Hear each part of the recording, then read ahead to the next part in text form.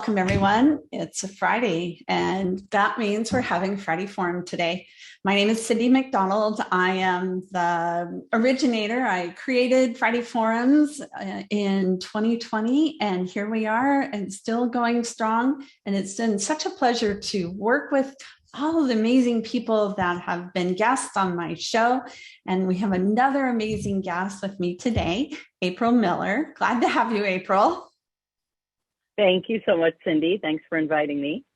So as you log in, one of the things we'd love to have you do is put in the chat a little bit about yourself, put your name and your location, because we love, April, to see where you're from. Also, I want each of you to see where you're from. We also are going to be talking about neurodivergent students, transition, how to support them. This is a topic I cover in my special issues class for UCLA, which April was a student in my class, and now she's a guest on my show. And so we want you to answer this question. Do you work with neurodivergent students, or do you want to work with neurodivergent students? And April, you can see we're getting people in here already. We've got Maggie and Betsy and Ellen was in your class. And yeah. So tell us if you work with neurodivergent students, or if you want to. And the other thing is what do you want to learn today? So April and I are going to have a conversation. You know to put your comments in, chat is for discussion, and we'll put your questions in the question and answer section. And we'll have a really great time talking about how we can help these students and their parents, because there's some resources, and April's going to share with you information about her new foundation and what that looks like. And she's got tons of resources. So April, so glad to have you. And you're done with your UCLA certificate now, right? Yes, I am. And so you're now a proud graduate, and you can put that on your credentials. Are you working on anything else right now? Well, I do intend to get my CEP, but it'll take a few years, I know. So, but that's the next thing on the horizon. Oh, good. Okay. So, we've been doing these study groups. Many of you have been participating in the CEP study groups, and we'll do another one in a few years. I'll try and do them once a year so that you can participate when it's time. So the foundation is the ldndfoundation.com, and your organization is ldcollegeexperts.com. For those of you to know, April is located in St. Petersburg, Florida. So she is on the total opposite coast from me here in California. So April, what is your background? Tell us a little bit about yourself and how you got to this stage of working with neurodivergent students. Sure. So my first career was as a speech language pathologist, and I did that career for about 14 years. I worked with children from birth to 18 and their families, and I worked with students who had a variety of different kinds of communication disorders, different syndromes, learning disabilities, related disorders, medical issues. And I worked in different parts of the country. I worked in clinics and schools. I worked in private practice. And ultimately, I became a part-time college professor. So I taught speech and language development courses to undergraduate students getting their bachelor's in the field. And then I shifted into supervising graduate students, and I worked with them as a clinical supervisor. So they would be doing therapy with their clients in the clinic, and I would observe them and work with them, teach them therapy techniques, how to do assessments, how to write reports, how to talk to families about the therapy. And over the years, families would often say to me, especially the middle school and high school kids, what is there after high school? What kind of support if my student wants to go into higher education, or if they want to go into the workforce? What's out there? And my answer was always, I have no idea. It's beyond my scope. And I got tired of not knowing, and I started to go online and look and read about all of the colleges around the United States that were developing incredible learning support services and programs. And I decided to pivot my career and become an IEC so that I can continue serving a population of people who learn differently and their families, but on to the next level of their education. So that's what I did. So it sounds like a progressive, a very organic transformation of serving these students and then seeing what their need is and then trying to fill that need and moving you in this direction. So what is the challenge? What's the primary challenge that you see that the students face in this transition? You know, as you said, parents are asking you about what do I go do next? So what does that look like? And what are the answers to that question? Sure. So one of the biggest challenges is that families have worked so hard from K through 12 to ensure that their students are getting the supports that they need in the schools. And it's unknown to them what happens in college. And so a lot of what parents don't realize is the laws that govern what's required to be provided in college are very different for what's provided prior to your student turning 18. And so self-advocacy becomes a huge part of the conversation I have with families from the very start.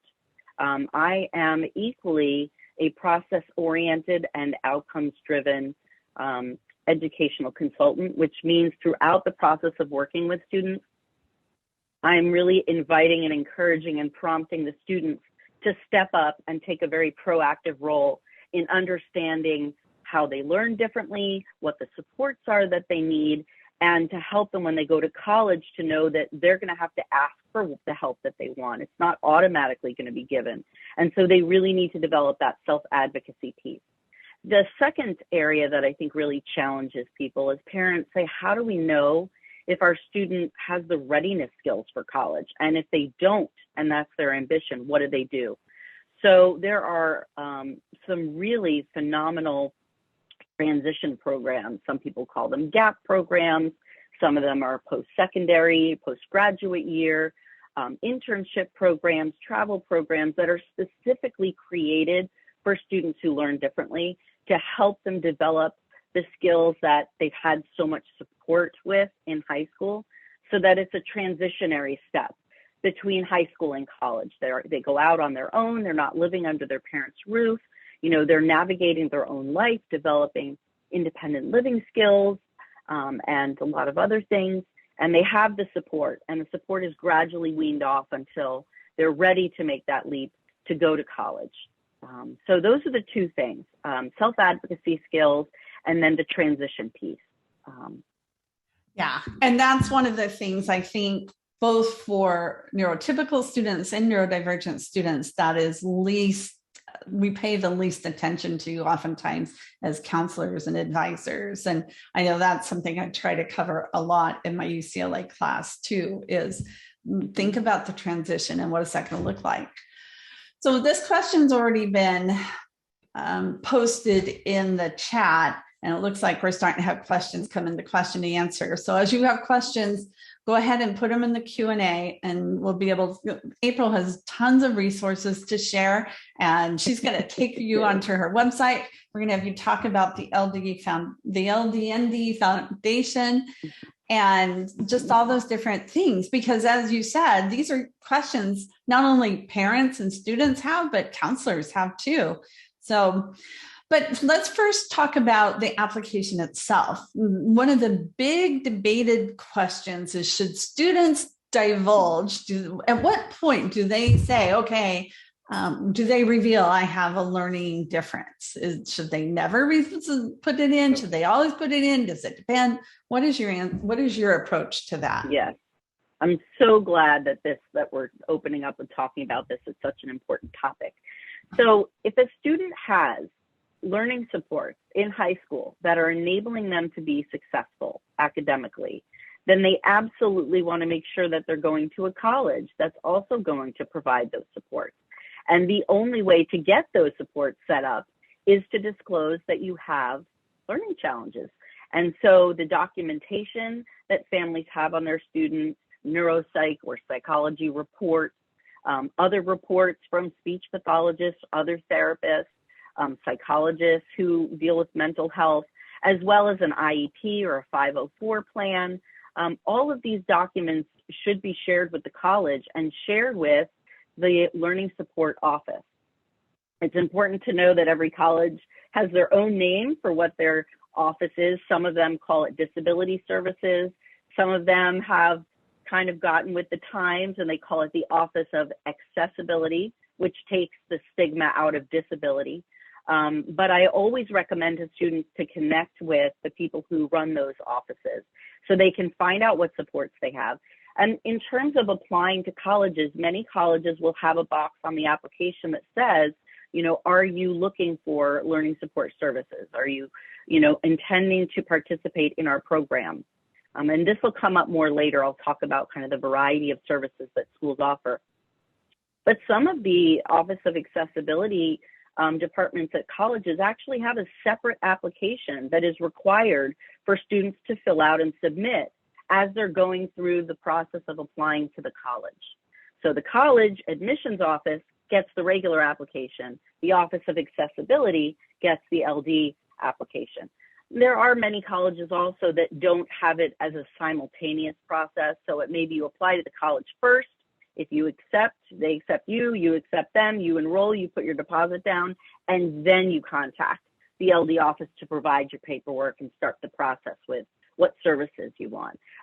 There is no negative downside to telling the college about your disability. Oftentimes, and especially now with COVID and virtual learning, when the colleges get the transcript and they see that there's a period of time that the grades are much lower, they wonder, what's that about? And if you disclose, well, I have a disability and virtual learning was really challenging for me, it helps the colleges understand the gap between your aptitude and your current academic performance. And so when they have a reason and a rationale to say, okay, this student was a strong student, they struggled this particular year.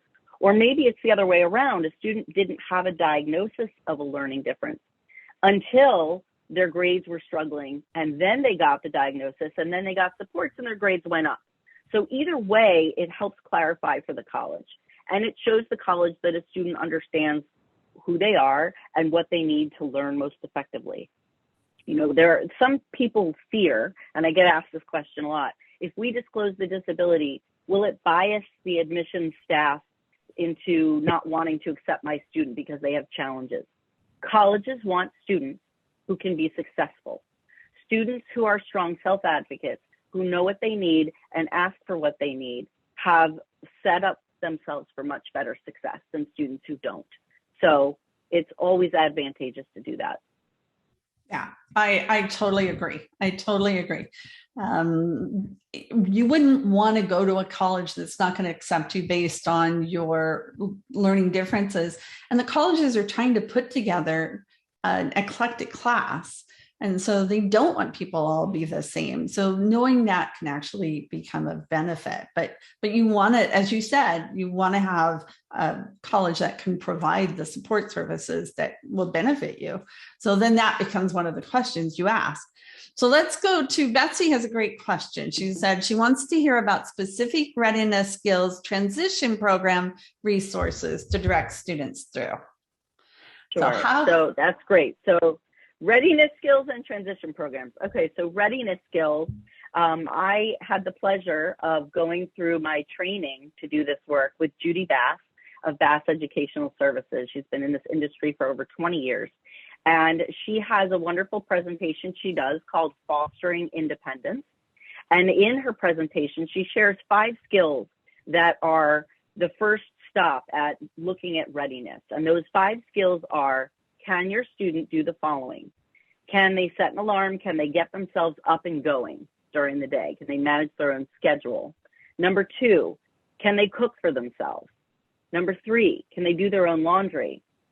Number 4, can they talk about their disability? Do they know what medication they're on for it, the dosage of the medication? And can they advocate and manage that? And the 5th one is, other daily living skills? Are they prepared to be able to live on their own and manage those daily living skills? So that's a good starting place. But the independent living skills and being able to do those things is only one piece of looking at college readiness. Of course, we talk about in our profession the three-legged stool, the financial, the academic, and the personal fit. And the academic fit, obviously, is what I focus on often, first and foremost, with students. So to determine academic readiness, we have to look at what supports they had in high school, and then looking at the colleges, can they get the same level of support that they needed to be successful? And what kinds of schools students go to often plays into that. There are certain schools that have a lot of staff people that layer in a lot of scaffolding, and then there are some schools that don't, and parents get it privately outside. So it's really looking at what system has been in place for a student to make them successful academically, in high school. And the other piece, which is the personal social fit, is social skills. There are a lot of students who have challenges with their social skills, and going to college means you have to navigate living with a roommate. You want to build social relationships with friends. You want to have good rapport with your teachers and other adults on campus. So that's a component as well. And in terms of transition, all of these different skill areas are offered in transition programs. Some programs are quite extensive, and they offer, support in all of these areas. And then there are other programs that really only focus on certain sets of skills. So in answer to your question, how do I find transition programs? If you go on to the ldndfoundation.com website, and you go to the top picks section from the toolbar across the top of the site, you will see that there are lists of transition, gap, travel, internship programs that either are exclusively for students who learn differently, or they address all of those developmental domains, and therefore students who learn differently as well as typical students. So you can see those programs listed, and you can click on the links and you can go to their sites directly. Many of them do informational webinars. You can contact the people who run those programs and have conversations and get a lot of information about which kinds of students are the right fit for those programs, and what are the goals that a family can expect their student will be targeting when they go to those kinds of programs. So that gives you just some information about where to go next. So April, would now be a good time for you to go to the website. One of the other questions, connected to all this is, what questions should we be asking the colleges? Like, especially now that we're being able to go back out and start visiting the accessibility office and those resources, those services is so crucial when you're working with students, because they can shift and change if somebody leaves, then sometimes the whole program leaves with them, right? So yeah. So do you have a list of questions on there that we should be asking people, or how do you approach that? Sure, I'm glad you asked that. I don't actually have a list of questions, but what I do have is a list of assessments that are recommended. I utilize assessments with students so that I can really get a very holistic, very broad and very deep perspective of who this student is. What's their personality? What are their multiple intelligences? What are their values? What are their interests? What are their skills? What kind of learning environment do they thrive in? And answering these questions through these assessments and then debriefing the results with a student and with their family really helps to deepen their self-knowledge, and not only understanding who they are, not in a vacuum, who they are in relation to other people, and looking at their family, their friends, their teachers, who they click with, who they don't click with. Finding out all of this information is highly qualitative, and then it enables me to go on to the next steps of saying, okay, based on what you've shared, let's look at what your strengths and what your challenges are, and what areas are weaknesses that we want to strengthen before you go on to college. So that's where I start, because when I do that checklist that I mentioned that I learned about from Judy Bass, looking at the readiness skills, and doing these assessments, then I get an idea of, does this student need some kind of a transition program before they can go on to college or not? So, you know, when you say, are there questions to ask, people wouldn't know how to answer if I said, are you college ready? Or if I said, do you need a transition program? Or what kind of transition program do you need? Families don't know yet. There will be some that can answer that, but a lot of them don't know. And so by doing the assessments and having conversations, they're able to then arrive at the answers to those questions organically through understanding, not through trying to think, well, okay, he needs this or he needs that, or this is what she had or didn't have in school. It's a lot more extensive. And learning supports in college go beyond just having accommodations or having an executive function coach or working in a social skills group. There are some colleges that actually have trained staff in the career services office so that when students who learn differently want to do an internship, they get specialized training and support in learning how to take your disability to an internship or how to find a job and how to interview after you finish college. There's even a school, McDaniel College in Maryland, that they have a program that trains students who learn differently on how to travel abroad. How do you go live and navigate life in another country, different culture, different food, different values? So, you know, there are a lot of different unique and special services that are offered, you know, at schools in this country. And so parents don't know that some of these things even exist, right? And so as I go through that process of the assessments and getting to know the student, I can then offer to them, when I get to the point of making a list of recommended transition programs or making the college list, that I highlight some of these specific special services that I think will really meet the student where they are and take them to the next level. So creating a transition plan is that key, and that's why understanding what your learning differences, what accommodations you've had in high school, if any, and how those will apply in college. So all of that's part of a transition plan. What else goes into a transition plan, April? Sure. So looking at the needs that the student has even outside of, you know, their learning differences, right? A lot of our students now are coming to college and they've done therapy. You know, they've had mental health issues. And so part of the transition is identifying for a student all of the different layers of support services that are available on a college campus and making sure that they go to the health center, you know, so that they know where to go if they have physical health problems or if they need to see a therapist where they can get mental health support.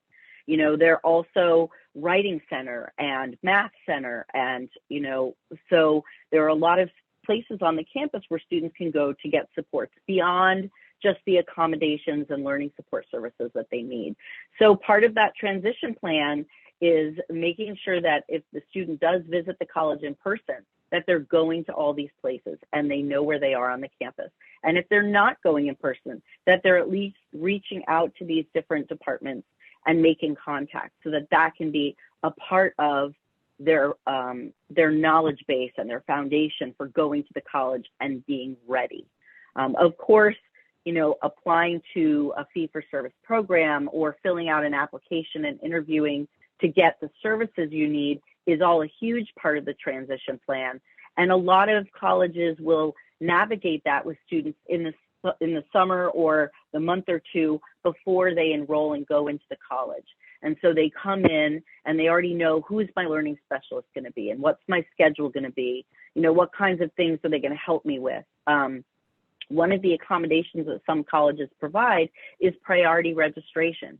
So students who are getting accommodations and learning support services get to choose their classes and register in advance of the rest of the college population, which is a huge, wonderful thing for our students, making sure they're taking courses with professors that, you know, have had students like them before that will support the accommodations that they get. All of these kinds of things are a really important part of the transition, and just really assessing what the student is anxious about, if they have anxiety, and what the family's concerned about, so that we can plan in advance so that they know, where do I go? What are the resources available to me to get the help that I need once I'm at college? You know, we want to create a supportive community before they get there. You know, typical students, may or may not visit a college. They get there, they took a tour, and they figure it out, you know, organically while they're a freshman. But for the students that I work with, I want to help scaffold as much as I can so that when they get there, the experience is new, it's exciting, it's overwhelming, but they already feel a sense of grounding. Mm-hmm. Mm-hmm. Yeah. And we all know that sometimes that's easier said than done, right? It's like, yeah. You know, and so we're going to go to a question that Magna brings up. And this is, Betsy just posted this as a question and a comment too. You mentioned some assessments that you use as a counselor, as a consultant. Are they ones that you've developed, or what assessments do you use, April? Sure. So it's a great question. And, you know, everything that I'm going to talk about now is on the LGND Foundation website. So I just want to let you know that. And before I answer it, I also want to mention that I have a document that I've created, and I'm still working on it, to share more resources with you, specifically some links and some things. And so after this is over today, I know Cindy is going to, you know, send out the recording to you, but if you go onto my foundation website and you subscribe and you communicate that you want to request the Friday Forum notes, I would be happy to share with you the document I've created so that you don't have to be rushing to write everything down and wondering about things.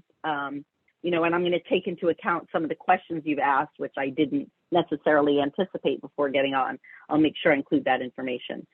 So in terms of assessments, have I created any? I have taken some assessments that are more informal kind of assessments, checklists and surveys, and I've added my own questions to those assessments, but I also use a lot of assessments that have been created by other people and are fantastic just the way they are. So one of the things that I use is from NACAC, actually. NACAC has a middle school a document, and the name is really long, but again, this will be on that information sheet. And page 38 to 40 in this middle school pre-college planning document, they have a learning styles assessment. And so I use that with a student. Often they'll know I'm a visual learner, I'm an auditory learner, I'm kinesthetic or tactile, and sometimes they don't know, but even if they do, the questions that they answer help them give more in-depth information to understanding how that learning style that's their preference permeates how they think and how they learn.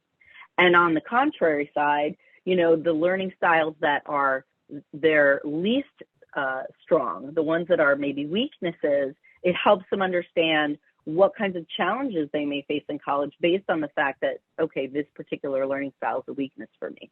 So that's one. The other ones that I use are actually the AchieveWorks bundle that's part of College Planner Pro. I don't use College Planner Pro. I recently actually signed up to use Counsel More, so I'm in the process of learning Counsel More.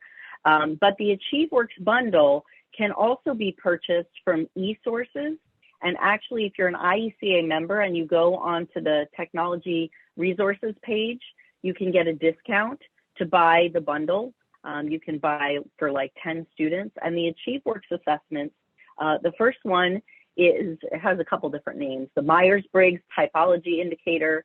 Some of us know it as the 16 Personalities Test. And so that one is part of the AchieveWorks bundle. The next one, which I absolutely love, is Howard Gardner's Multiple Intelligences Assessment, because we've heard about intelligence and we've heard about emotional intelligence, but there are many other kinds of intelligences that people have. And so going through that assessment and learning what that means often helps students think about areas of interest, you know, in careers and that kind of thing too. The third assessment that's part of that bundle is a skills assessment, you know, looking at what skills the student has, what they're good at, and linking that with careers. And then also there's the learning and productivity section.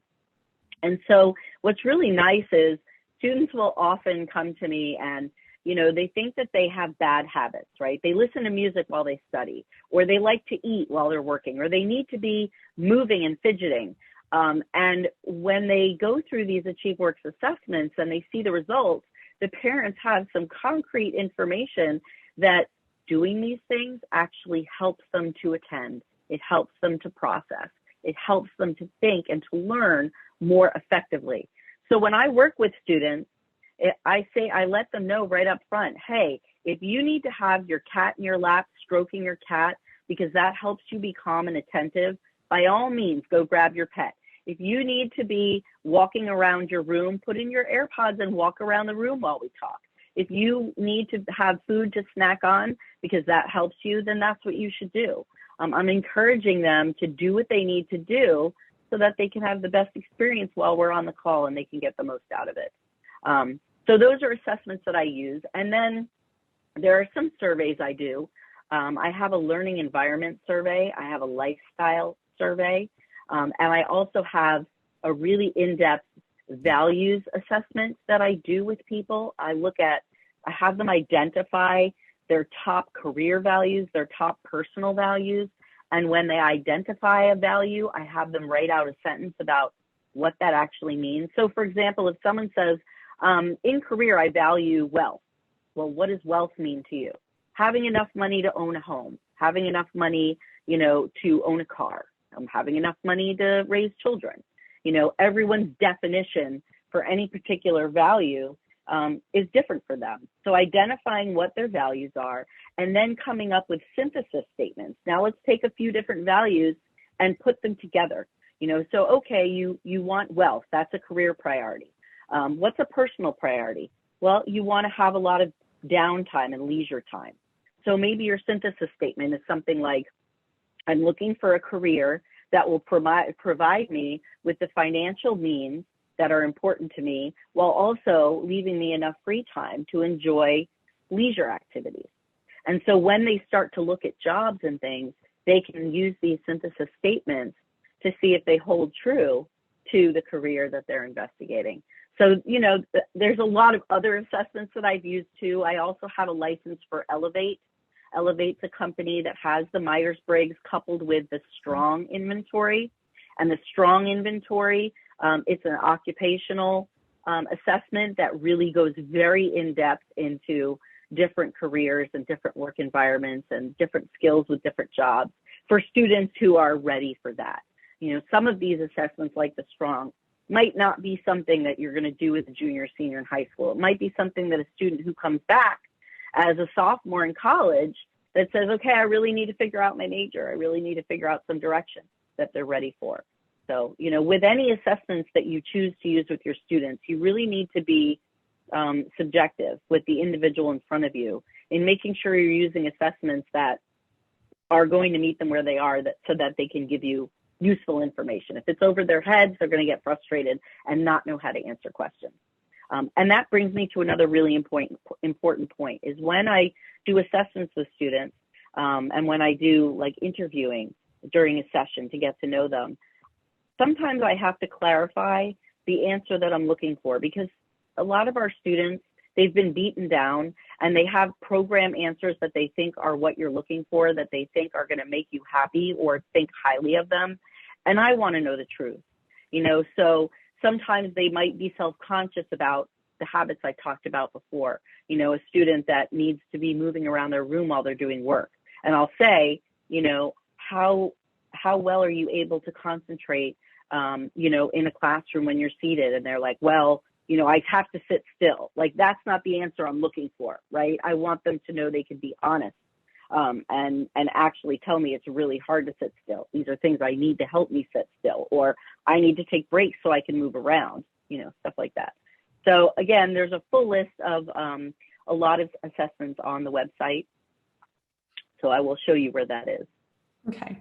While you're doing that, I will just add, it sounds like the surveys and assessments are mutually beneficial for both neurotypical students and neurodivergent students, because a lot of the things, the learning styles, values, all those things are going to apply to any student, but being able to have, as you said, preface them or help students to understand that you're looking for what's truly about them instead of what they think the pat answer is. I think that's really an important aspect. Carol asked about, have you used UScience? I know I've used UScience, and one of the things I like about UScience, it's the only assessment or inventory that I know of that actually looks at aptitudes. It's not self-reported. And I think that is a huge difference for students. So have you noticed, do you have any thoughts or comments on that, April?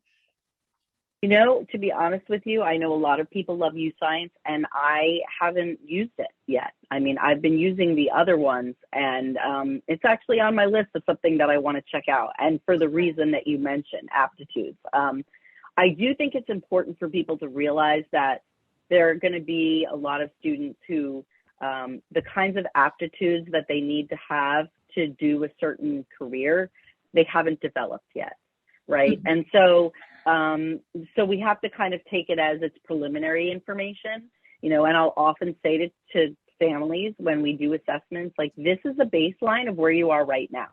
And any of these things can move, you know, along a continuum as you develop confidence, as you have experience, you know.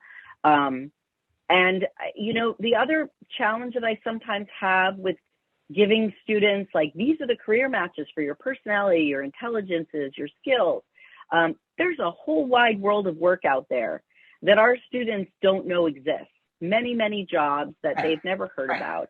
And careers and industries are constantly changing. New things are constantly starting. And so I really want students to be open-minded. And I don't want them to think, like, let me anchor down and focus on finding what I'm going to major in and what my career is based on what I'm confident and competent in right now. Like, we want them to be open. You know, we all know that a lot of students go to college and they change their mind about what they're going to do because they're growing and they're evolving and they're realizing, oh, this is out there. When I went to college as an undergraduate student, I thought I wanted to be a television radio major, and I didn't get into that. And I ended up being a public speaking communications major with a theater minor. And I graduated from college, and I worked as a youth group director and did some other things. And ultimately, I learned about speech pathology, and that's what I ended up going back for. But the entire time that I was growing up and that I was in college, I really didn't know much about speech pathology. It wasn't on my radar. I discovered it later, right? And so this is something to realize. And even if a student goes to college saying, this is what I want to do, people change careers. I was a speech pathologist, then I was a real estate agent, and now I'm an IEC, and who knows what I'll be in 20 years, you know, if I'm still on the planet. But I think it's important too. Yeah, I definitely agree. And I think a lot of people have that same feeling. So let's, I know our time is just wheezing by here. Let's go to the website and have you share your screen. You should be able to share your screen. Let's go back to talking about neurodivergent students. But Betsy brings up a good question. So while you're pulling that up, she's, runs into a situation that we all do. I also have, my husband had a learning difference. My son has learning difference.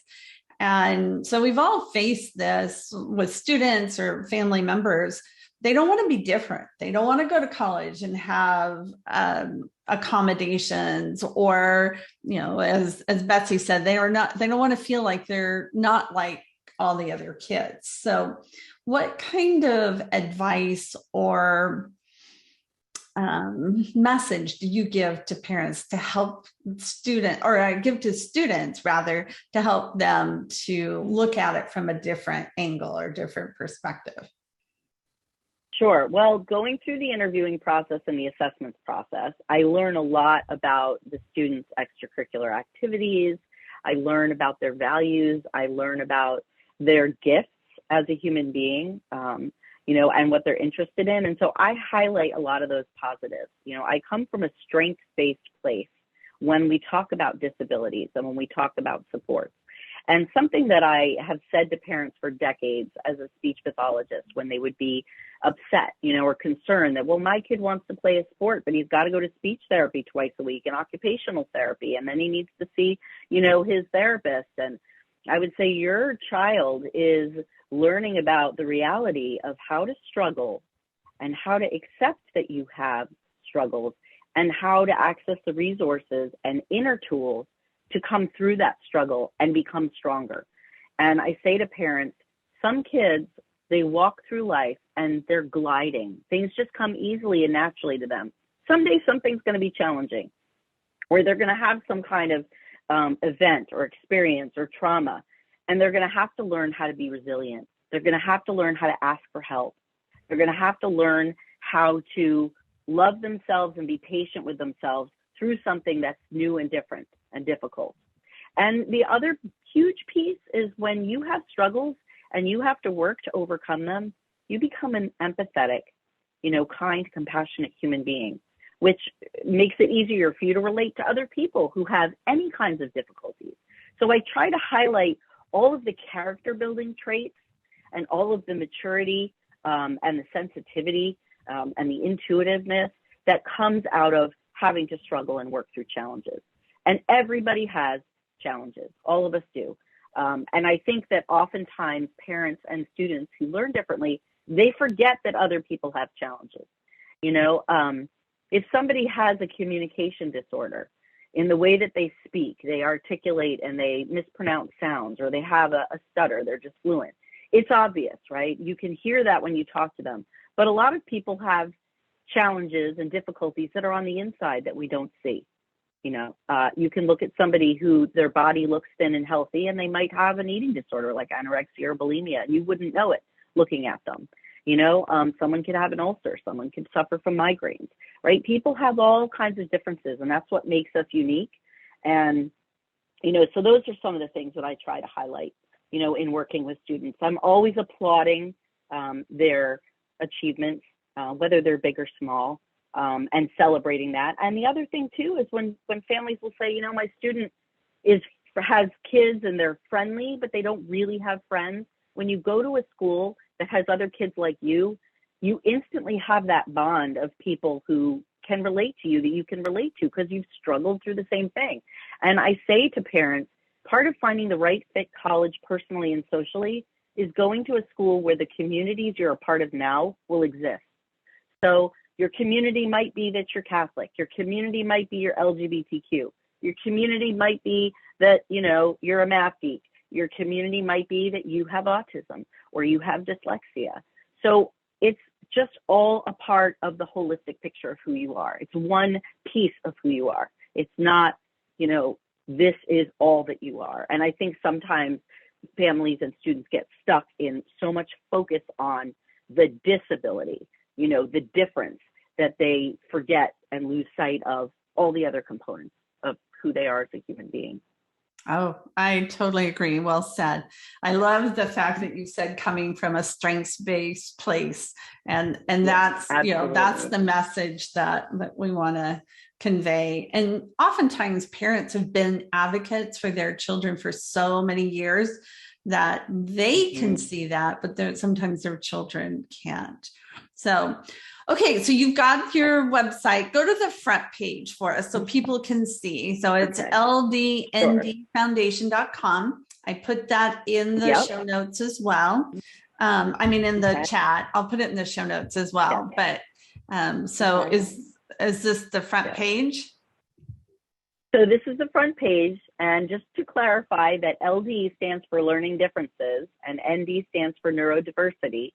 And the reason why it's learning differences and not learning disability is because disability as a term is going out.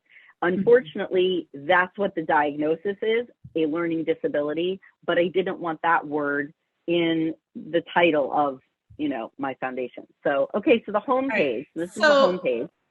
April, I'm just seeing, click here for our short videos, and I'm just seeing a little small segment of your page. Oh, okay. Let's see, how can I make it bigger so it's only small? Yeah, we're just seeing a narrow band, and all it says is click here for our short videos. That's all I'm seeing. Let me try. I don't know, maybe I should do it again. Yeah, because I just logged into it, and it's my full screen. Did you gave me? Well, yeah, you gave me screen sharing privileges. Okay. Here, let me share my screen. Okay. Yeah, you can just pull it up and yeah, and I'll then go through it that way. Sure.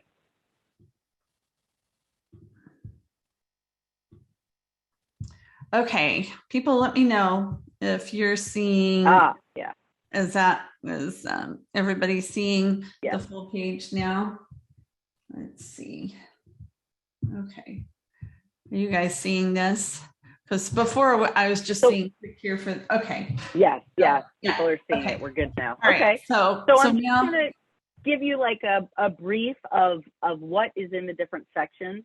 So this is the homepage. You can scroll before you do that. Oh, sorry. Tell us why you founded this, why you started this. Yeah. So actually that's answered in the first section, which is evolution of an LVND foundation. I started this because in the work that I'm doing, it's families who have the financial resources, that are savvy, that know that there are IECs who specialize in working with neurodivergent students that come for help. And there is a massive population of students and families out there that won't find their way to an IEC. Either they don't know about it, they can't afford it.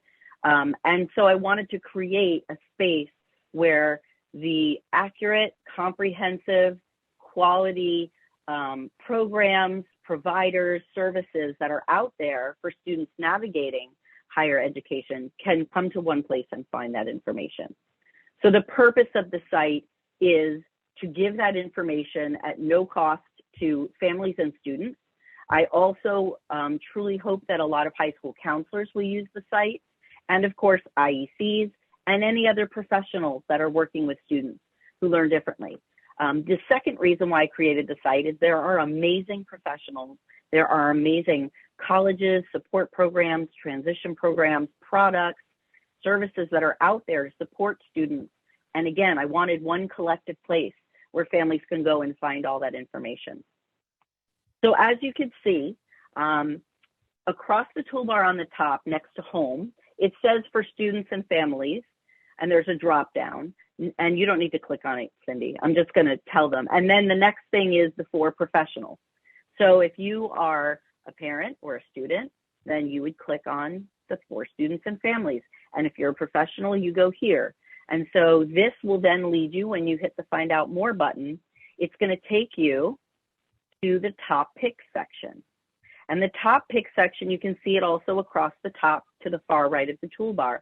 This is where I have the list, the amazing list of all of the different kinds of transition programs, associate's degree programs, and four-year degree schools that have robust learning supports or a fee-for-service program. So this table of contents page gives you a list of what's to come. And then as you scroll down, you can see. So the first one is programs under a year. So these are certificate programs. They're very hands-on, experiential learning kind of programs. Now, they're not developed for students who learn differently, but students who learn differently, often if they're looking for something that's not a sit down for hours to learn and develop work competence, these are great options for them. So I have 2 pages of a lot of different certificate programs. And once you get through those, the next section is the transition programs, travel and internship programs. And so again, all of the ones that are listed here have either been created specifically for neurodivergent students, or they're for typical kids and they have components created for students who learn differently.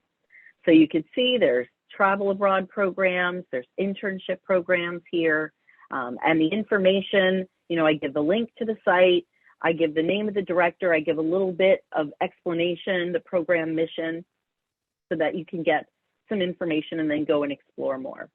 And then the transition programs, and a lot of these programs, a huge focus is helping students get ready for college. So it's working on executive function skills, academic skills, social skills, independent living skills while being away somewhere. So there are a lot of programs listed. And then we get to the AA degrees. And so these are schools that have programs, again, with learning supports or fee for service for students who learn differently and want to get an associate's degree. And then the next section, which is about 7 or 8 pages long. It breaks it down by region of the country where there are colleges that have, again, robust learning support or a fee-for-service program that provides support.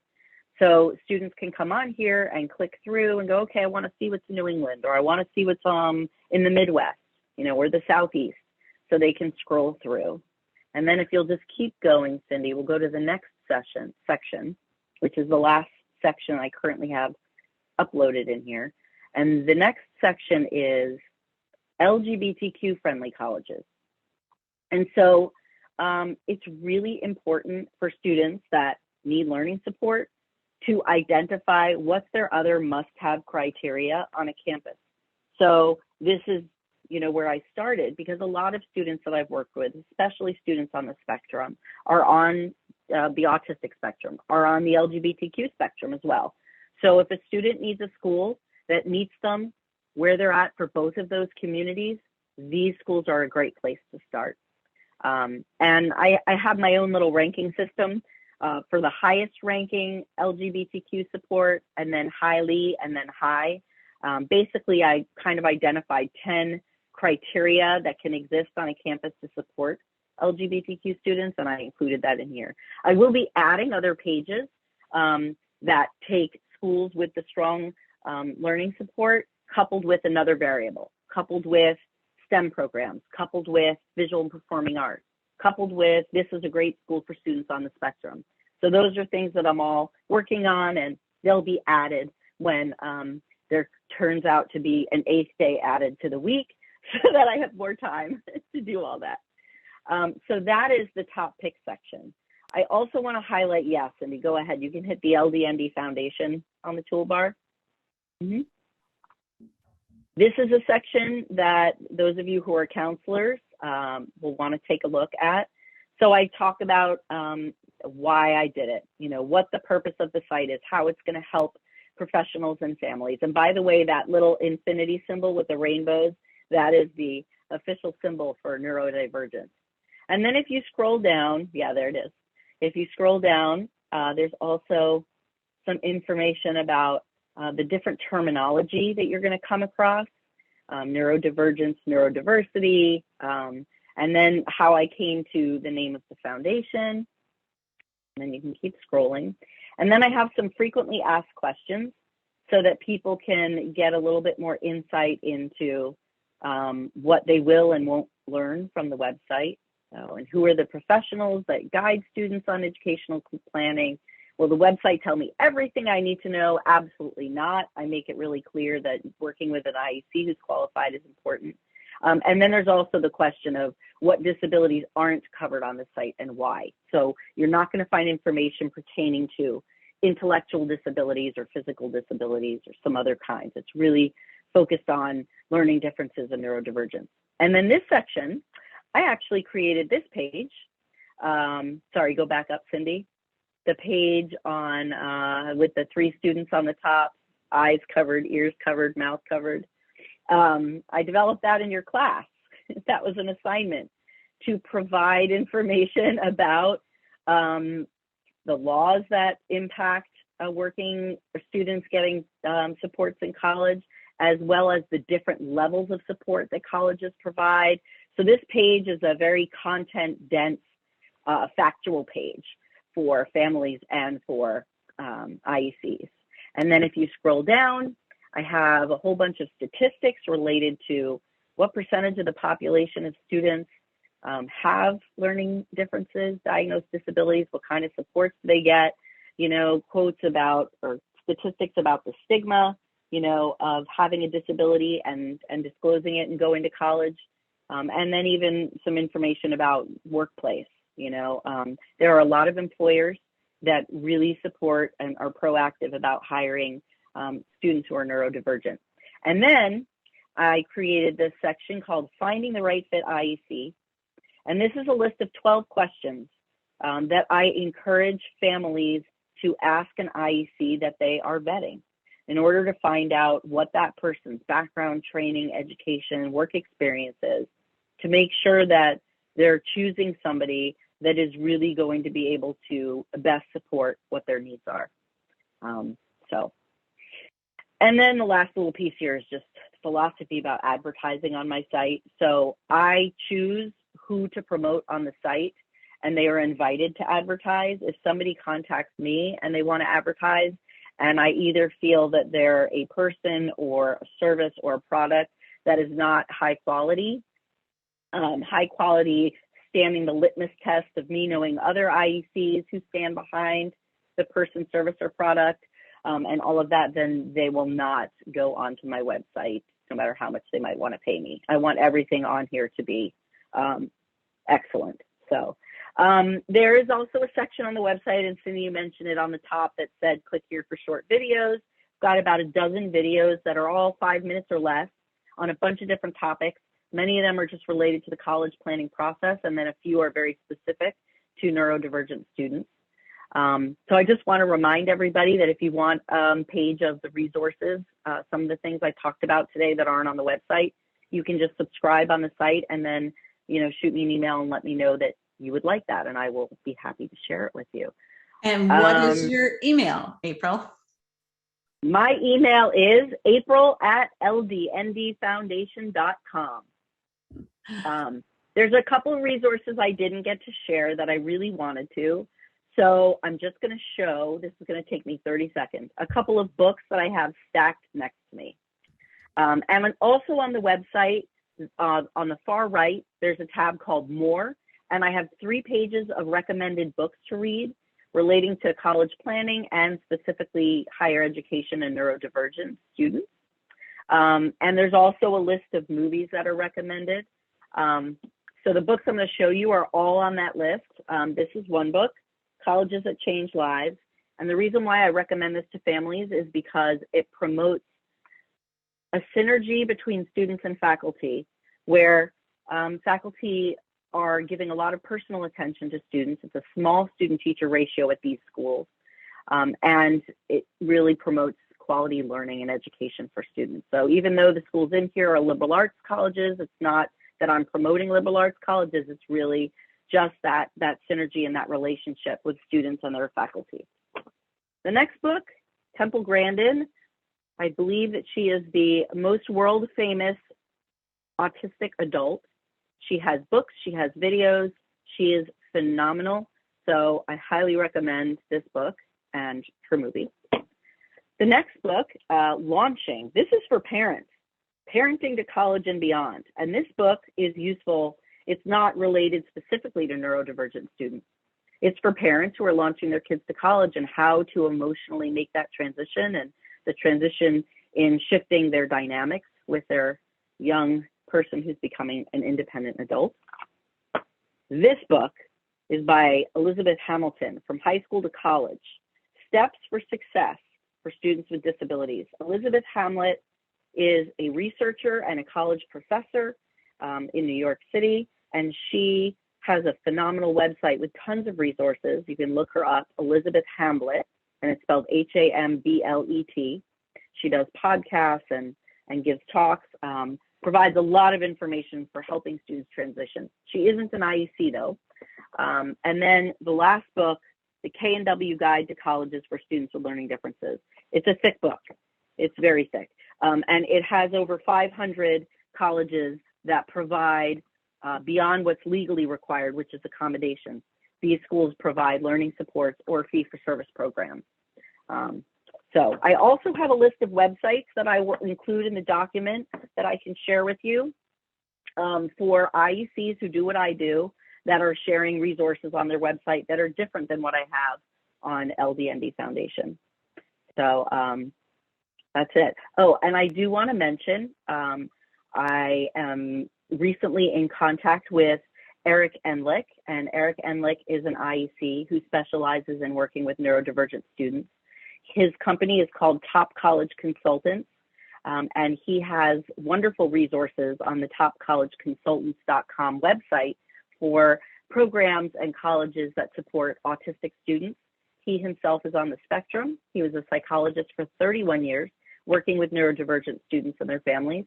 And so he's a fountain of information. He also provides free webinars and does podcasts to share information with people. So I just wanted to mention that. Anything else, Cindy? I know we're at the top of the hour now. No, that's been great. And Eric is going to be one of my guests in August. So thank you.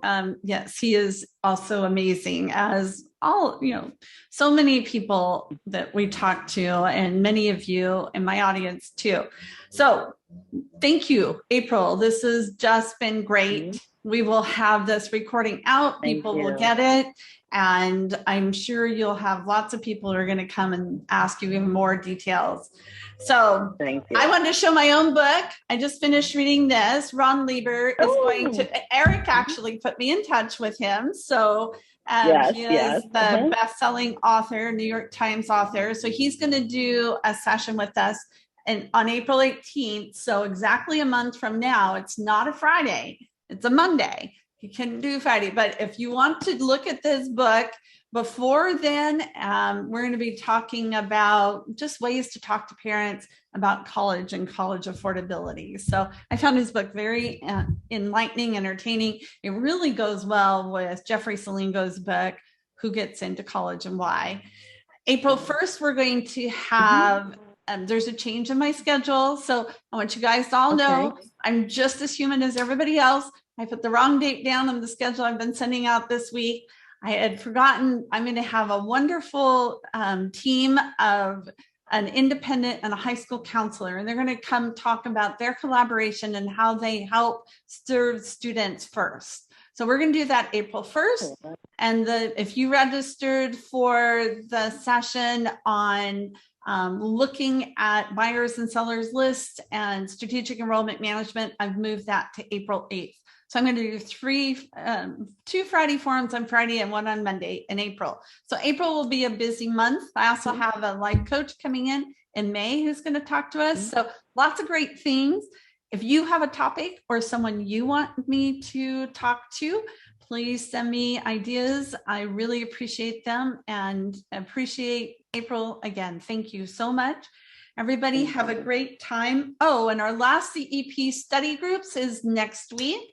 So the last week of March, they're Tuesday PM, Thursday AM, all of the links and everything. I'll post the last meeting. I'll get those up today. So I think that's it. Have a great week. I say one more thing? Of course. Go ahead. I forgot to say that I also train IECs. And right now I'm working on creating some videos, some training videos on different topics that will be up on my site this summer. And in addition to the videos which you can purchase, I will hold office hours that are, free for anybody who purchases videos to come and ask me any questions about the videos they've seen. In addition to that, I also will be, I just totally lost my train of thought. Oh, yes. The other way that I can support IECs who want to learn how to work with neurodivergent students, there's 3 ways.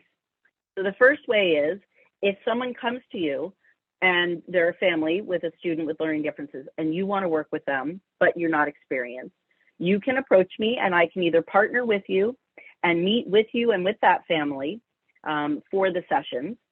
The number 2 way is I can partner with you and not be part of the sessions you have with the family, but I can train you behind the scenes before and after you meet with them. And the third way, which I think is actually the best way, is if you really want to learn and you really are at the very beginning, if you refer the client to me to work with, I will train you for free and you can come on the calls that I have with that client, and then you and I can meet one-on-one outside of that.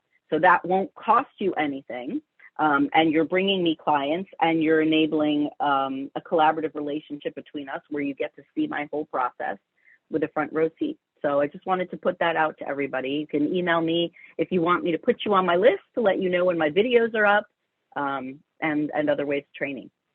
Thank you, Cindy. Thank you so much for inviting me today. It was amazing. You are very welcome. Hopefully I'm unmuted now. So everybody, thank you, April, again. Thank you, everyone. Have a great weekend. And I will see you back here in about 2 weeks. So take care. Okay. Bye-bye. Bye. Bye. Have a great weekend.